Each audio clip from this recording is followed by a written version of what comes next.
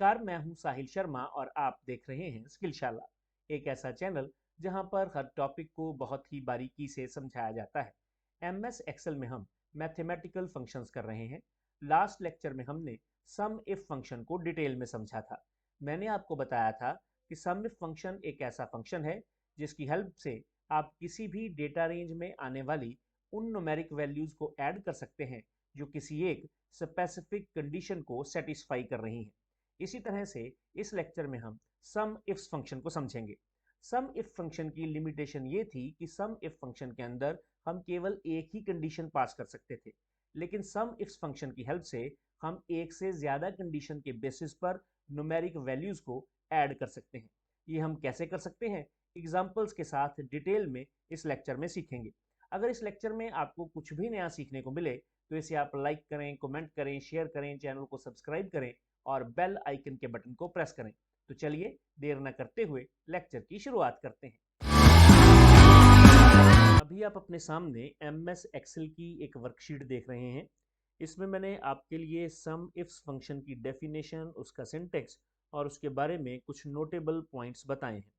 सबसे पहले अगर इसकी डेफिनेशन की बात करें तो सम इफ फंक्शन उन वैल्यूज को ऐड करता है, रेंज में आने वाली उन वैल्यूज को ऐड करता है जो मल्टीपल क्राइटेरिया को सेटिस्फाई करती हैं। ये सम इफ फंक्शन की एक एक्सटेंशन है। अगर इसके सिंटेक्स की बात करें तो यहाँ पर सबसे पहले सम रेंज है। सबसे पहले क्या है? Sum range.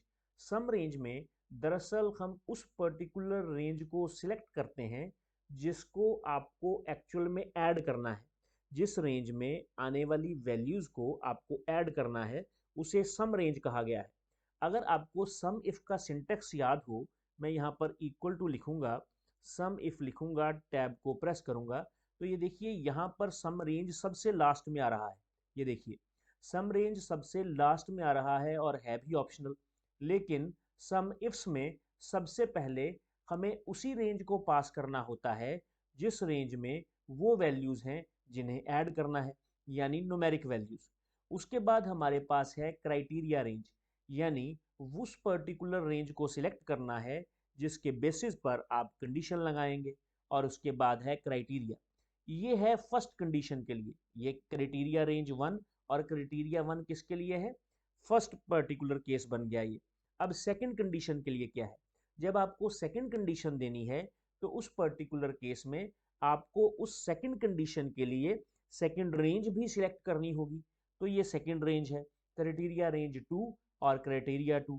फिर क्राइटेरिया रेंज 3, उसके बाद क्राइटेरिया 3, फिर क्राइटेरिया रेंज 4, फिर क्राइटेरिया 4। यानी इस तरह से ये पेयर में काम करता है। याद रखें कि यहाँ तक ये जो वैल्यूज दी गई हैं तीन, पहले तीन आर्गुमेंट जो हैं, सम रेंज, क्राइटेरिया अंडरस्कोर रेंज 1 और क्राइटेरिया 1, ये तीनों के तीनों मैंडेटरी हैं, यानी कंपलसरी हैं। और उसके बाद के जो हैं criteria range 2, criteria 2, criteria range 3, criteria 3 and so on, ये मैंडेटरी नहीं है, ये ऑप्शनल है। यानी आप इसमें ज़रूरी नहीं है कि आपको सेकंड कंडीशन पास करनी ही करनी है। अगर आपके पास एक ही कंडीशन है तो आप एक कंडीशन के बेसिस पर भी वैल्यूज को ऐड कर सकते हैं।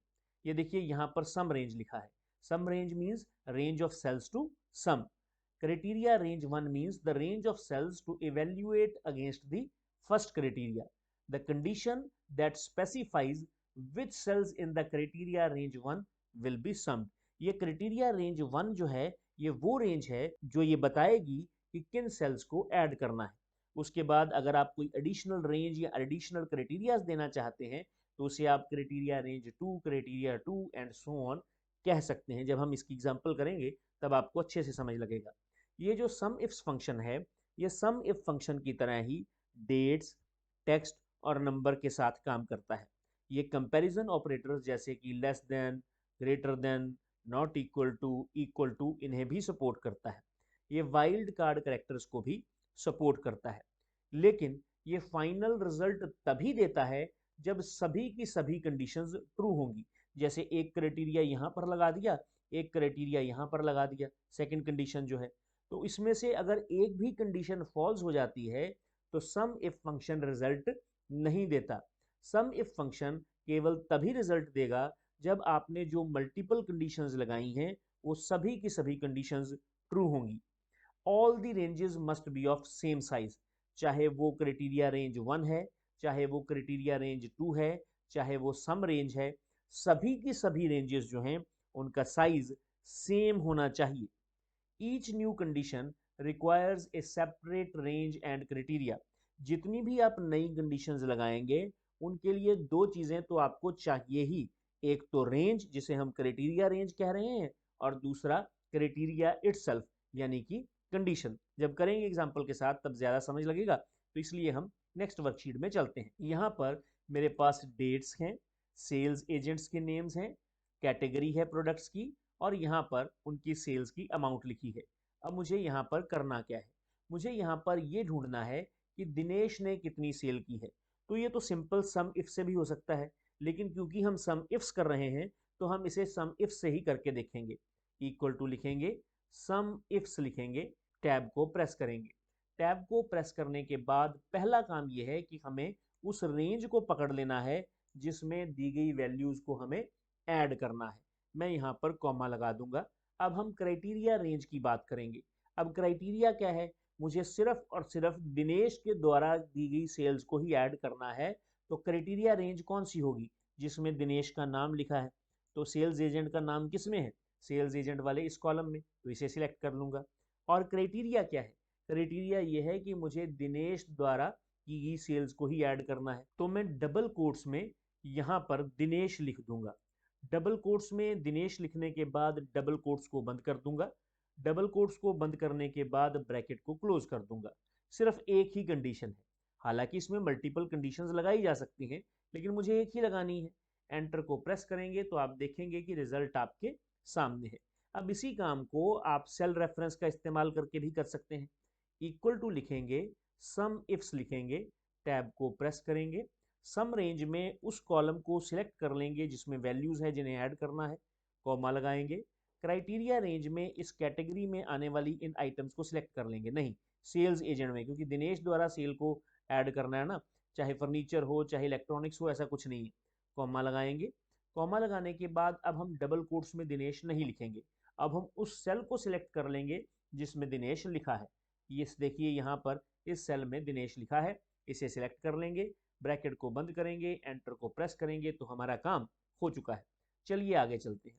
यहाँ पर यह है कि आपको फर्नीचर की सेल निकालनी है, लेकिन उस फर्नीचर की सेल्स को ऐड करना है जो दीपक ने की है। तो यहाँ पर कितनी कंडीशंस हो गई, दो कंडीशंस हो गई। तो यहाँ पर करके देखते हैं। इक्वल टू लिखेंगे, सम इफ्स लिखेंगे, टैब को प्रेस करेंगे। टैब को प्रेस करने के बाद याद रखें कि हमेशा पहले आपको सम रेंज ही लेनी है, यानी वही रेंज लेनी है जिनमें वो वैल्यूज हैं जिन्हें आपको ऐड करना है। कॉमा लगाएंगे। कॉमा लगाने के बाद क्राइटेरिया रेंज में आएंगे। पहले हम ये क्राइटेरिया लगाते हैं कि दीपक द्वारा दी गई सेल। तो इसके लिए हम क्या करेंगे, इस क्राइटेरिया रेंज को सिलेक्ट कर लेंगे। इस क्राइटेरिया रेंज को सिलेक्ट कर लेंगे जिसमें दीपक का नाम आ रहा है, कॉमा लगाएंगे। अब हम यहाँ पर डबल कोट्स में दीपक लिख देंगे। ये मैंने दीपक लिख दिया। डबल कोट्स को बंद कर देंगे, कॉमा लगाएंगे। अब हम नेक्स्ट क्राइटेरिया की बात करेंगे। नेक्स्ट क्राइटेरिया है फर्नीचर। तो उस पर्टिकुलर क्राइटेरिया के लिए क्राइटेरिया रेंज कौन सी होगी, ये कैटेगरी वाली। अब हम कॉमा लगाएंगे। डबल कोट्स में हम यहाँ पर फर्नीचर लिख देंगे। ये मैंने यहाँ पर फर्नीचर लिख दिया। डबल कोट्स को बंद कर देंगे, ब्रैकेट को बंद कर देंगे, एंटर को प्रेस करेंगे तो रिजल्ट हमारे सामने है। यहाँ पर आते हैं। अब हम यहाँ पर फर्नीचर या दीपक नहीं लिखेंगे, सेल रेफरेंस को पास करेंगे। इक्वल टू लिखेंगे, सम इफ्स लिखेंगे, टैब को प्रेस करेंगे। सम रेंज में हम अब यहाँ पर इसे पास कर देंगे। पास करने के बाद कॉमा लगाएंगे। कॉमा लगाने के बाद क्राइटेरिया रेंज में मुझे दीपक चाहिए, तो मैं इस क्राइटेरिया रेंज को सिलेक्ट कर लूंगा। कॉमा लगाकर डबल कोट्स में दीपक नहीं लिखेंगे, उस सेल को सिलेक्ट कर लेंगे जिसमें दीपक लिखा है। इस सेल में दीपक लिखा है, इसे सिलेक्ट कर लिया। कॉमा लगाएंगे। क्राइटेरिया रेंज 2 क्या है, अब फर्नीचर की सेल देखनी है तो फर्नीचर तो इस रेंज में है। कॉमा लगाएंगे। डबल कोट्स में फर्नीचर नहीं लिखेंगे, उस सेल को सिलेक्ट कर लेंगे जिसमें फर्नीचर लिखा है। जैसे मैंने इसे सिलेक्ट कर लिया, ब्रैकेट को बंद कर देंगे, एंटर को प्रेस करेंगे तो रिजल्ट आपके सामने है। अब यहाँ पर मैं 3 कंडीशंस लगाऊंगा नेक्स्ट वाले में। वो कौन सी है, पहली कंडीशन तो ये है कि सेल दीपक ने की हो। दूसरी कंडीशन ये है कि सेल फर्नीचर की हुई हो, और तीसरी कंडीशन ये है कि उन्हीं सेल्स को ऐड करना है जो 500 से ज्यादा है। चलिए करके देखते हैं। इक्वल टू लिखेंगे, सम इफ्स लिखेंगे, टैब को प्रेस करेंगे। सबसे पहले ये सबसे आसान है कि हमें सम रेंज को ले लेना है, कॉमा लगाएंगे। कॉमा लगाने के बाद अब हमें दीपक द्वारा की गई सेल्स को ऐड करना है, तो यहाँ पर इस रेंज को सिलेक्ट कर लेंगे। सिलेक्ट करने के बाद कॉमा लगाएंगे। अब आप चाहें तो डबल कोट्स में दीपक लिख लें या उस सेल को सिलेक्ट कर लें जिसमें दीपक लिखा है। मैंने इसे सिलेक्ट कर लिया। कॉमा लगाएंगे। कॉमा लगाने के बाद अब हम फर्नीचर को देखेंगे कि फर्नीचर कहाँ है। फर्नीचर यहाँ पर है, तो इस क्राइटेरिया रेंज को सिलेक्ट कर लेंगे। कॉमा लगाएंगे। कॉमा लगाने के बाद उस सेल को सिलेक्ट कर लेंगे जिसमें फर्नीचर लिखा है। तो दो कंडीशंस का काम तो मैंने कर लिया। अब तीसरी कंडीशन क्या है? तीसरी कंडीशन ये है कि सेल जो है वो ज्यादा हुई हो, किससे? 500 से। तो यहाँ पर क्राइटेरिया रेंज क्या होगी? यहाँ पर ये जो सम रेंज है, इस बार ये एज ए क्राइटेरिया रेंज आएगी। इसे सिलेक्ट कर लिया, क्योंकि 500 जिस वैल्यू के साथ आपको कंपेयर करना है वो वैल्यूज किस में है? सेल्स में। तो इसे सिलेक्ट कर लिया। सिलेक्ट करने के बाद कॉमा लगाएंगे। उसके बाद यहाँ पर डबल कोट्स लगा देंगे। डबल कोट्स लगाने के बाद अब हम यहाँ पर ये वाला साइन लगाएंगे कि सेल जो है वो ज्यादा हो, किससे? 500 से। तो यहाँ पर 500 लिख देंगे। ये जो ग्रेटर देन का साइन है और ये जो 500 है, दोनों के दोनों डबल कोट्स में आने चाहिए। अब मैं यहाँ पर इस ब्रैकेट को बंद कर दूंगा। ब्रैकेट को बंद करने के बाद एंटर को प्रेस करूंगा तो रिजल्ट आपके सामने है। यहाँ पर मैंने रेफरेंस ले ली थी। किसकी रेफरेंस ले ली थी? C6। C6 में यहाँ पर क्या है? दीपक है, तो मैंने C6 लिख दिया था। इसी तरह से मैंने यहाँ पर इसकी भी रेफरेंस ले ली थी, फर्नीचर की। फर्नीचर की जगह पर मैंने लिख दिया था D3। लेकिन यहाँ पर अभी एक बार फिर से करके दिखाता हूँ, क्योंकि इस बार हम 500 खुद से नहीं लिखेंगे, उस सेल को सिलेक्ट करेंगे जिसमें 500 लिखा है। चलिए करके दिखाता हूँ। थोड़ा सा यहाँ पर आपको इसकी फॉर्मेटिंग को, जैसे ये फॉर्मूला लगाया जाता है, वो आपको थोड़ा सा समझना होगा। यहाँ पर इक्वल टू का साइन लगाएंगे, सम इफ्स लिखेंगे। सम इफ्स लिखने के बाद टैब को प्रेस करेंगे। यहाँ पर सम रेंज ले लेंगे। सम रेंज लेने के बाद कॉमा लगाएंगे। कॉमा लगाने के बाद क्राइटेरिया रेंज वो सिलेक्ट करेंगे जिसमें दीपक आ रहा है, तो इसे सिलेक्ट कर लिया। सिलेक्ट करने के बाद कॉमा लगाएंगे। अब क्राइटेरिया 1 के लिए यहाँ से दीपक को चूज कर लेंगे। कॉमा लगाएंगे। क्राइटेरिया रेंज 2 जो है वो हमारी ये वाली है, कैटेगरी वाली, इसे सिलेक्ट कर लेंगे। कॉमा लगाएंगे। फर्नीचर के लिए इस सेल को सिलेक्ट कर लेंगे। कॉमा लगाएंगे। कॉमा लगाने के बाद अब हमें उन पर्टिकुलर सेल्स को ऐड करना है जो 500 से ज़्यादा है। तो यहाँ पर ये जो सेल्स वाला कॉलम है, यही यहाँ पर क्राइटेरिया रेंज बन जाएगा। कॉमा लगाएंगे। अब हम डबल कोट्स में ये वाला साइन लगा देंगे, डबल कोट्स को बंद कर देंगे। मैंने यहाँ पर 500 नहीं लिखा, मैं उस सेल को सिलेक्ट करूंगा जिसमें 500 लिखा हो। तो यहाँ पर हम एम्परसेंड का साइन लगाएंगे। यहाँ पर ये एम्परसेंड का sign as a concatenate operator काम करता है, जो कि इस लेस देन या ग्रेटर देन के सिंबल को उस पर्टिकुलर सेल रेफरेंस से जोड़ेगा। ठीक है, तो ये देखिए सेल रेफरेंस कौन सी है? ये वाली, इसमें 500 लिखा है ना, तो मैंने इसे सिलेक्ट कर लिया। उसके बाद मैं ब्रैकेट को बंद कर दूंगा। ब्रैकेट को बंद करने के बाद एंटर को प्रेस करूंगा तो आप देखेंगे कि रिजल्ट आपके सामने है। तो कितने बढ़िया ढंग से हमने इन तीनों के तीनों कंडीशंस को सॉल्व कर लिया है। चलिए आगे देखते हैं। यहाँ पर मेरे पास डेट्स हैं, सेल्स एजेंट के नेम है, फर्नीचर है यानी कि कैटेगरी है, आइटम आईडी है और सेल्स है। लेकिन यहाँ पर कुछ सेल्स ऐसे हैं जो ब्लैंक हैं। अगर हम यहाँ पर देखें तो यहाँ पर कैटेगरी ब्लैंक है, बाकी सब हैं। यहाँ पर देखें तो यहाँ पर आइटम आईडी वाला सेल ब्लैंक है, लेकिन बाकी सेल्स हैं। यहाँ पर अगर हम देखें तो यहाँ पर कैटेगरी और आइटम आईडी दोनों ब्लैंक है। अब हम यहाँ पर ये कंडीशंस देखते हैं जिनके बेसिस पर हमें इन सेल्स का सम निकालना है। सबसे पहले है सेल्स बाय दिनेश। आप उन सेल्स को ऐड करें जो सेल्स दिनेश ने की हैं, excluding the blank cells in the category and item ID. आपको दिनेश द्वारा की गई सेल्स को ऐड करना है, लेकिन ध्यान रहे कि कैटेगरी में और आइटम आईडी में कोई भी सेल ब्लैंक नहीं होना चाहिए। जैसे ये है, इसमें ना तो कैटेगरी में कोई ब्लैंक सेल है, ना ही आइटम आईडी में कोई ब्लैंक सेल है। लेकिन इस दिनेश की सेल ऐड नहीं होगी क्योंकि इसकी कैटेगरी में ब्लैंक सेल है। यहाँ पर भी एडिशन में नहीं आएगा ये, क्योंकि इसकी आइटम आईडी में ब्लैंक सेल है। ये तो दोनों में नहीं आएगा। ठीक है, तो इसका मतलब ये है कि इसका आंसर 854 ही आना चाहिए, क्योंकि इसके अलावा दिनेश द्वारा की गई कोई भी सेल ऐड नहीं होगी। ठीक है, तो यहाँ पर अगर देखें ये ऐड हो जाएगी। ये देखिए यहाँ पर सेल्स बाय दिनेश है ना, तो यहाँ पर दिनेश ने सेल की है लेकिन सारा कुछ है, तो ये ऐड हो जाएगी उसमें, है ना। और देखें कोई नहीं, और कोई नहीं है। चलिए करके देखते हैं। हम यहाँ पर इक्वल टू लिखेंगे। इक्वल टू लिखने के बाद सम इफ्स लिखेंगे, टैब को प्रेस करेंगे। सबसे पहला काम तो ये है कि हम इस सेल्स को सिलेक्ट कर लेंगे सम रेंज के लिए, कॉमा लगाएंगे। कॉमा लगाने के बाद हम क्राइटेरिया रेंज 1 को सिलेक्ट करना चाहते हैं। तो पहला क्राइटेरिया तो ये है कि सेल जो है वो दिनेश ने की होनी चाहिए, तो ये रेंज सिलेक्ट होगी। कॉमा लगाएंगे। आप चाहें तो डबल कोट्स में दिनेश लिख सकते हैं या इनमें से किसी भी सेल को सिलेक्ट कर सकते हैं, जैसे मैंने इस सेल को सिलेक्ट कर लिया। फिर से कॉमा लगाएंगे। फिर से कॉमा लगाने के बाद क्राइटेरिया रेंज 2 में अब किसे सिलेक्ट करेंगे, कैटेगरी को, क्योंकि हमें ये इंश्योर करना है कि कैटेगरी में कोई भी सेल ब्लैंक ना हो। इसे इंश्योर करने के लिए हम यहाँ पर एक कंडीशन लगाएंगे, और वो कंडीशन ये है कि आपको यहाँ पर कॉमा लगाकर यहाँ डबल कोट्स में नॉट इक्वल टू का साइन लगा देना है। और ये इंश्योर करता है कि आपकी इसमें जो भी ब्लैंक सेल होगा वो एक्सक्लूड रखा जाएगा, उसे इंक्लूड नहीं किया जाएगा सम करते वक्त। कॉमा लगाएंगे। कॉमा लगाने के बाद आइटम आईडी में आने वाले इन पर्टिकुलर रेंजेस को या इस रेंज को सिलेक्ट कर लेंगे। कॉमा लगाएंगे। डबल कोट्स में फिर से नॉट इक्वल टू का साइन लगाकर डबल कोट्स को बंद कर देंगे, ब्रैकेट को बंद कर देंगे, एंटर को प्रेस करेंगे तो रिजल्ट आपके सामने है। यहाँ पर इक्वल टू लगाते हैं, सम इफ लिखते हैं, एस भी लिखाएंगे क्योंकि हमें सम इफ्स देखना है। यहाँ पर है sales by Dinesh where category is blank but item ID is not blank. देखिए, उनको उन सेल्स को ऐड करना है जहां पर कैटेगरी ब्लैंक है लेकिन आइटम आईडी ब्लैंक नहीं है। सम्स इफ लिखेंगे, टैब को प्रेस करेंगे। टैब को प्रेस करने के बाद यहाँ पर सेल्स को ले लेंगे as a sum range, comma लगाएंगे। क्राइटेरिया रेंज 1 की बात करनी है, तो यहाँ पर सेल किसके द्वारा हो रही है, दिनेश के द्वारा। तो यहाँ पर सेल्स एजेंट को सिलेक्ट कर लेंगे, कॉमा लगाएंगे। दिनेश को सिलेक्ट करने के लिए इस सेल को सिलेक्ट कर लेंगे, कॉमा लगाएंगे। तो फर्स्ट केस मेरा हो गया। अब है कंडीशन, अब है क्राइटेरिया रेंज 2।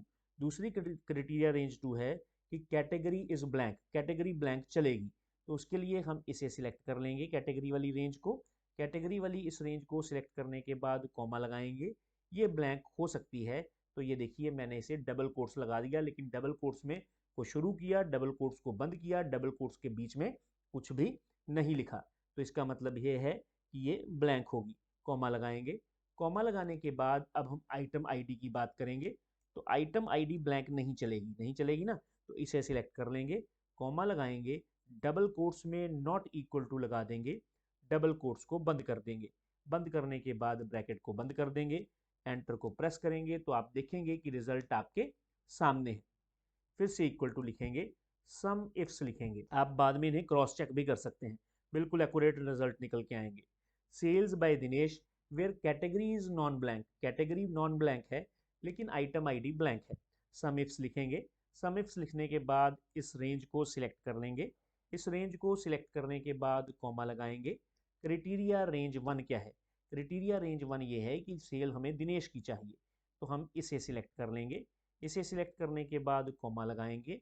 यहाँ से उस सेल को सिलेक्ट कर लेंगे जिसमें दिनेश लिखा है, कॉमा लगाएंगे। कॉमा लगाने के बाद क्राइटेरिया रेंज 2, क्राइटेरिया रेंज 2 है कि कैटेगरी इज नॉन ब्लैंक, तो इसके लिए सबसे पहले क्राइटेरिया रेंज इसे सिलेक्ट कर लेंगे, कॉमा लगाएंगे। अब क्राइटेरिया लगाते हैं।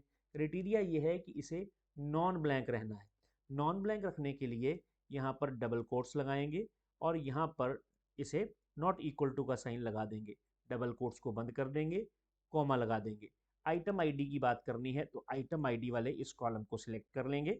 सिलेक्ट करने के बाद कॉमा लगाएंगे। आइटम आईडी ब्लैंक हो सकती है, इसलिए डबल कोट्स लगाएंगे। डबल कोट्स को स्टार्ट किया, डबल कोट्स को बंद किया, ब्रैकेट को बंद किया, एंटर को प्रेस किया तो रिजल्ट आपके सामने है। नेक्स्ट है sales by Dinesh where category is blank and item ID is blank, दोनों ही ब्लैंक है। इक्वल टू लिखेंगे, ये एक तरह से आपकी प्रैक्टिस हो रही है। तो यहाँ पर सम इफ्स लिख दिया मैंने। सम्स इफ लिखने के बाद हम इस पर्टिकुलर सेल्स को सिलेक्ट कर लेंगे।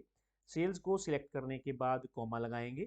कॉमा लगाने के बाद क्राइटेरिया रेंज 1 ये है कि दिनेश द्वारा सेल हुई है, तो यहाँ से हम इसे सिलेक्ट कर लेंगे, कॉमा लगाएंगे। अब इसे दिनेश को सिलेक्ट कर लेंगे, फिर से कॉमा लगाएंगे। फिर से कॉमा लगाने के बाद अब हम क्राइटेरिया रेंज 2 में पहुंच गए हैं और यहाँ पर हमें कैटेगरी को लेना है। तो category can be blank, blank को इंक्लूड करना है सम में। तो उस पर्टिकुलर केस के लिए हम कॉमा लगाएंगे, डबल कोट्स को स्टार्ट करेंगे, डबल कोट्स को बंद कर देंगे, कॉमा लगाएंगे, क्राइटेरिया रेंज 3 में चलेंगे। उसके लिए हम आइटम आईडी के इस कॉलम को सिलेक्ट कर लेंगे, कॉमा लगाएंगे, डबल कोट्स को स्टार्ट करेंगे, डबल कोट्स को बंद करेंगे, ब्रैकेट को बंद करेंगे, एंटर को प्रेस करेंगे तो आप देखेंगे कि रिजल्ट आपके सामने है। चलिए नेक्स्ट वर्कशीट में चलते हैं, सम इफ्स विद वाइल्ड कार्ड्स। मैंने आपको लास्ट लेक्चर में भी बताया था कि वाइल्ड कार्ड करेक्टर का टॉपिक मैंने बहुत डिटेल में आपको तब समझाया था जब हम फाइंड एंड रिप्लेस की ऑप्शंस कर रहे थे। वाइल्ड कार्ड करेक्टर्स जो हैं दरअसल क्वेश्चन मार्क, एस्ट्रिक का साइन या टिल्ड का साइन, इन सभी को वाइल्ड कार्ड करेक्टर्स कहा जाता है। इनका इस्तेमाल तब किया जाता है जब हम किसी पार्शियल इंफॉर्मेशन के बेसिस पर किसी क्वेरी को सॉल्व करना चाहते हैं। जैसे अगर हम इस पर्टिकुलर एग्जांपल में देखें तो यहाँ पर हमें सम ऑफ सेल्स निकालना है वेयर कैटेगरी इज फर्नीचर, जहाँ पर कैटेगरी फर्नीचर है and sales agent name must be started with D. अब मेरे पास सेल्स एजेंट के नेम की फुल इंफॉर्मेशन नहीं है, सिर्फ पार्शियल इंफॉर्मेशन है। मुझे सिर्फ उन्हीं पर्टिकुलर सेल्स एजेंट की सेल को ऐड करना है जिनका नेम डी से स्टार्ट हो रहा है। तो चलिए करके देखते हैं। यहाँ पर आएंगे, इक्वल टू लिखेंगे, सम इफ्स लिखेंगे, टैब को प्रेस करेंगे। टैब को प्रेस करने के बाद इस सम रेंज को सिलेक्ट कर लेंगे। सिलेक्ट करने के बाद कॉमा लगाएंगे। क्राइटेरिया रेंज 1 ये है कि हमें सिर्फ और सिर्फ फर्नीचर की सेल को ऐड करना है, तो इसलिए हम यहाँ पर क्राइटेरिया रेंज 1 में फर्नीचर की इस कैटेगरी को सिलेक्ट कर लेंगे, पूरी रेंज को सिलेक्ट कर लेंगे, कॉमा लगाएंगे। अब मुझे यहाँ पर सिर्फ फर्नीचर चाहिए तो कॉमा लगाने के बाद क्राइटेरिया में मैं यहाँ पर उस सेल को सिलेक्ट कर लूँगा जिसमें फर्नीचर लिखा है। उसके बाद फिर से कॉमा लगाएंगे। अब क्राइटेरिया रेंज 2 क्या है?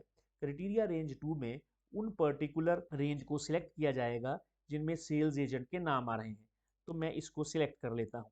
सिलेक्ट करने के बाद कॉमा लगाएंगे। अब मुझे किसी का नेम तो पता है नहीं, मुझे तो उनका सेल निकालना है जिनके नेम डी से शुरू हो रहे हैं। तो उस पर्टिकुलर केस में मैं यहाँ पर डबल कोट्स लगाऊंगा। डबल कोट्स लगाने के बाद यहाँ पर डी लिख दूंगा, फिर एस्टेरिस्क का साइन लगा दूंगा, डबल कोट्स को बंद कर दूंगा। यानी इसका मतलब ये है कि डी से स्टार्ट हो और बाद में जो मर्जी आए। उसके बाद ब्रैकेट को बंद कर देंगे। उसके बाद एंटर को प्रेस करेंगे तो आप देखेंगे कि रिजल्ट आपके सामने है। यहाँ पर इक्वल टू लिखेंगे, सम इफ्स लिखेंगे, टैब को प्रेस करेंगे। यहाँ पर ये कह रहा है कि आप फर्नीचर की सेल्स को ऐड करें जहाँ पर सेल्स एजेंट का नाम एच से खत्म हो रहा है। उसके लिए सबसे पहले हम सम इफ्स लिखेंगे, सेल्स की इस रेंज को सिलेक्ट कर लेंगे, सम रेंज को, कॉमा लगाएंगे। क्राइटेरिया रेंज 1 में हम कैटेगरी को सिलेक्ट करेंगे, उसके बाद कॉमा लगाएंगे। उसके बाद उस सेल को सिलेक्ट कर लेंगे जिसमें फर्नीचर लिखा है, फिर से कॉमा लगाएंगे। उसके बाद क्राइटेरिया रेंज 2 को सिलेक्ट करेंगे जो सेल्स एजेंट की रेंज है, इसे सिलेक्ट कर लिया, कॉमा लगाएंगे। अब यहाँ पर हमें उस सेल्स एजेंट की सेल को ऐड करना है जिनके नाम एच पर एंड हो रहे हैं। उसके लिए हम यहाँ पर डबल कोट्स लगाएंगे।